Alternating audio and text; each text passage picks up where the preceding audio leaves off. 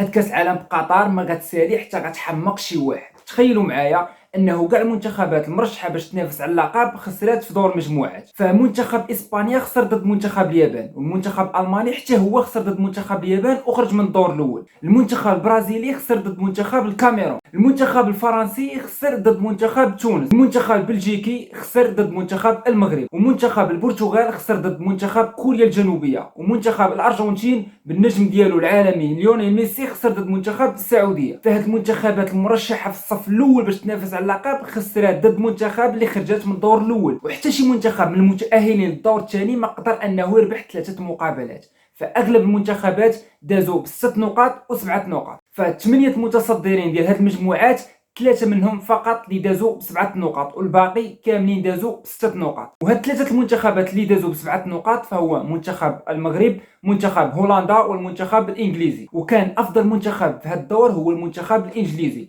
والمفاجاه ديال هاد المجموعات هو المنتخب المغربي اللي داز متصدر المجموعه اللي كانت مجموعه الموت، وكتضم منتخب كرواتيا، منتخب بلجيكا، والمنتخب الكندي. واقوى دفاع في دور المجموعات فكان 3 المنتخبات: المنتخب الهولندي، منتخب المغرب، والمنتخب البرازيل، اللي استقبلت الشباك ديالهم هدف واحد. فيما كان اقوى هجوم المنتخب الاسباني اللي ماركا 9 ديال الاهداف. وكان اسوا منتخب في هذه الدوره هو المنتخب القطري اللي خسر 3 المقابلات، وكان هو المستضيف ديال هذه بطوله العالم 2022. فيما كان احسن لاعب في دور المجموعات كترجع اللاعب الارجنتيني ليونيل ميسي اللي كان ليه فضل كبير بالتاهل ديال المنتخب الارجنتين للدور الثاني. احسن جمهور في دور المجموعات بدون عاطفه وبدون لغه خشب الجمهور ديال المنتخب المغربي، اللي كان جمهور احترافي بمعنى الكلمه، ودار تشجيعات المنتخب الوطني ودفعت المنتخب انه يحقق انجاز كبير في هذا الدور المجموعات. وفي هذا دور المجموعات استطاعوا يتاهلوا 16 منتخب للدور الثاني: 2 منتخبات من افريقيا، و2 منتخبات من امريكا الجنوبيه، منتخب واحد من امريكا الشماليه، و3 منتخبات من القاره المستضيفه لهذه البطوله قاره اسيا. وحصه الاسد من المتاهلين كانت لقاره اوروبا ب7 منتخبات. بالدور الثاني غادي يكونوا اكيد مقابلات قويه، كنتمنوا التوفيق للمنتخب المغربي ضد المنتخب الاسباني، ومنتخب